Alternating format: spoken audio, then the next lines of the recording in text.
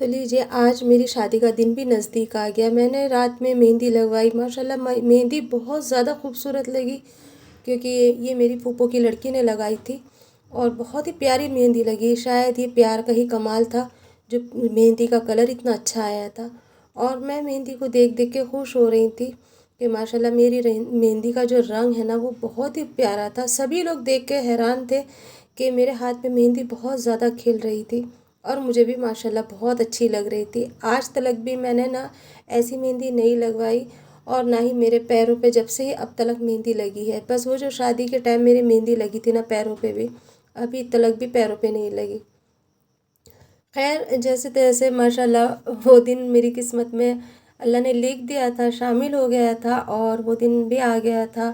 صبح کے ٹائم پہ ویسے ہی ماشاءاللہ رونقیں ہو رہی تھی اور بہت اچھا لگ رہا تھا، لیکن کہتے ہیں نا کہ ماں سے اور گھر والوں سے جدا ہونے کا ایک دکھ تھا، خاص کر کے امی سے جدا ہونے کا دکھ تھا۔ بس یہی لگ رہا تھا کہ اب یہ اکیلے کیسے کریں گے، اب تلک تو میرا سہارا تھا انہیں، لیکن اب آگے کیا ہوگا۔ لیکن یہ تو ہر بیٹی کی قسمت میں ہے کہ اپنا گھر چھوڑ کے، میکہ چھوڑ کے سسرال کو آباد کرنا ہوتا ہے، اور وہی میرے ساتھ بھی تھا۔ میرے دونوں بھائی بہت زیادہ خوش تھے۔ بڑا والا جو بھائی تھا تو وہ غلط صحبت میں تو تھا لیکن اسے یہ بھی احساس تھا کہ باجی کو کچھ دینا ہے، تو میرے بھائی نے بیچارے نے اپنی چھوٹی سی سیلری سے مجھے چھوٹا سا ایک گفٹ دیا۔ آج تلک وہ میرے پاس ہے اور وہ میرے دل کے قریب ہے، بہت زیادہ میں اس کو سنبھال کے رکھتی ہوں۔ جب میں اسے دیکھتی ہوں میرے بھائی کی، مجھے بہت یاد آتی ہے۔ وہ جہاں پہ بھی ہے اللہ اس کو جنت الفردوس جگہ عنایت کرے، اللہ اس کی مغفرت کرے، آمین۔ تو یہاں میرا دل بھر کے آ رہا تھا کہ اس ٹائم پہ وہ میرے پاس تھا اور آج وہ میرے پاس نہیں ہے۔ خیر کوئی نہیں۔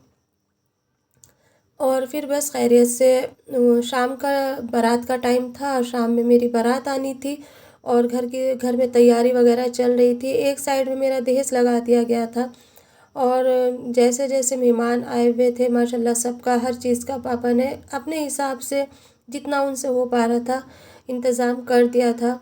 اور بارات میں بس یہی تھا کہ رات کی بارات ہونے کی وجہ سے کوئی بھی زیادہ صحیح طریقے سے شرکت نہیں کر پا رہا تھا، اور ہر کوئی یہی کہہ رہا تھا کہ گاؤں کے اندر اور رات کی بارات پتہ نہیں کیا بات ہے جو رات کی بارات رکھی گئی ہے۔ ہر کسی کے جو لفظ تھے وہ کچھ الگ ہی تھے۔ کوئی کہتا تھا کہ اس کی پہلی منگنی چھوٹ گئی ہے تو اس لیے رات کی بارات رکھی ہے، تو کوئی کہتا تھا کہ کہیں دولہے کی جان کو خطرہ تو نہیں ہے اس لیے رات کی بارات رکھ دی ہے۔ کوئی کہتا تھا کہ حالات اتنے اچھے نہیں ہوں گے جو سب کو صحیح سے کھانا کھلا دے تو آدھے باراتی تو رات میں چلے ہی جائیں گے۔ تو بس یہ ساری چیزیں میرے کان میں بھی آ رہی تھی، کیونکہ جیسے جیسے باہر باتیں ہو رہی تھی تو اکثر عورتوں میں یہ تو باتیں چلتی ہیں، وہ گھر میں اندر بھی بیٹھ کے باتیں کر رہی تھیں اور وہ میں سب سن رہی تھی۔ میرے ماموں کے ہاتھ سے صرف میرے ماموں آئے تھے بہات کے حساب سے، انہوں نے ہی میری امی کو ایک روپٹہ وغیرہ جو بھی اڑانا تھا اڑا دیا تھا، لیکن ہاں ایسا بھات وغیرہ کا کوئی حساب نہیں تھا جیسے ایک دھیانی کا ہوتا ہے۔ آس پاس کے لوگوں نے امی کو بھات اچھے سے اڑایا، پاپا نے بھی ان کا ناشتہ وغیرہ کرا دیا تھا، اور پھر بس اس کے بعد میں بارات چڑھی ہمارے یہاں پہ۔ باہر کے روڈ پہ سے نا مجھے آواز آ رہی تھی، اور دل میں بھی شہنائی بج رہی تھی، باہر بھی شہنائی بج رہی تھی، لیکن اس ٹائم میرا پتہ نہیں کیوں دل بھر بھر کے آ رہا تھا۔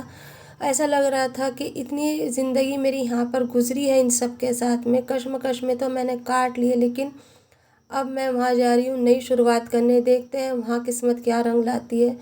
بیٹھے بیٹھے دعا کر رہی تھی کہ اللہ میری قسمت میں کچھ اچھا ہی لکھنا، اب تلک تو جیسا وقت گزر رہا تھا گزر ہی چکا تھا، لیکن میری قسمت اب تو ایسی ہی لکھ دینا کہ میں وہاں پر میں خوشیاں ہی خوشیاں میرے دامن میں ہوں۔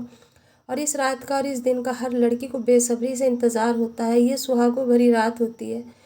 جیسا ہر لڑکی کا ارمان ہوتا ہے کہ اس کا جوڑا خوبصورت ہو، اس کی چوڑیاں بہت خوبصورت ہو، اس کی بری اچھی ہو، اس کے جو پرس وغیرہ سینڈل ہے وہ سب اچھا ہو۔ اس سے بالکل الٹ میرا سارا سامان تھا، نہ تو میرا نکاح کا جوڑا خوبصورت تھا، نہ میرے چپل اتنے خوبصورت تھے، نہ ہی میری اور چیزیں بس ایسی تھی جیسے کہ ایک نارمل ہوا کرتی ہیں۔ بس ایک سرخ رنگ کا جوڑا تھا، نہ اس پہ لیس لگی ہوئی تھی، نہ ہی اس کے اندر کوئی اچھا کام ہوا تھا۔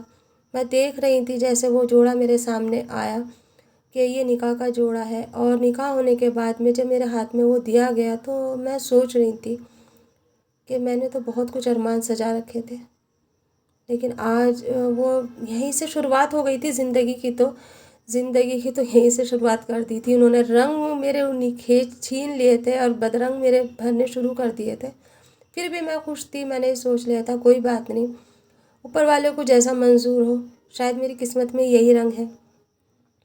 میں بہت سوچا کرتی تھی کہ جب میری شادی کا جو جوڑا ہوا نا تو وہ بہت بھرا ہوا ہونا چاہیے۔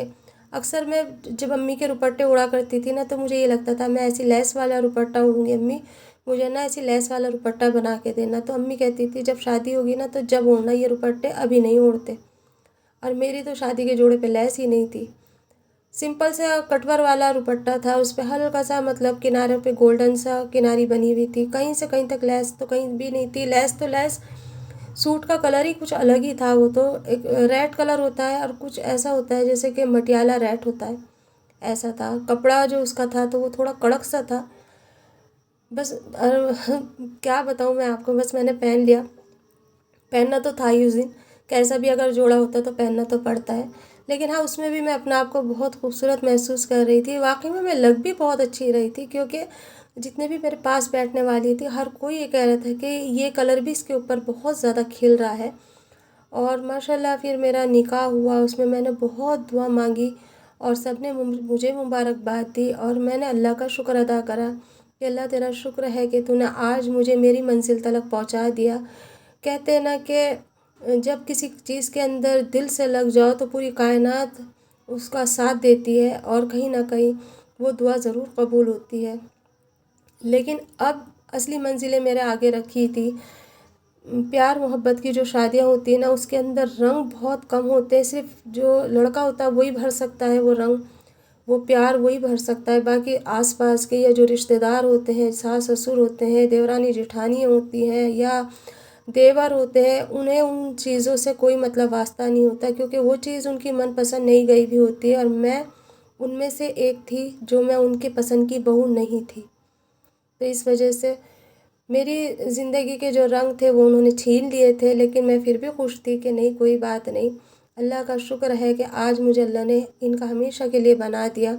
جو میں نے بچپن سے دل میں جس کے لیے جگہ بنائی تھی میں وہیں تلک پہنچ گئی، اور اس چیز سے اللہ نے مجھے بچا لیا کہ میں رہتی تو وہاں پر، میرے دل وہاں نہیں رہتا وہاں پر۔ خیر جیسے تیسے ہو کے بداگی کا ٹائم آ گیا، اور جس کا میں بے صبری سے انتظار کر رہی تھی۔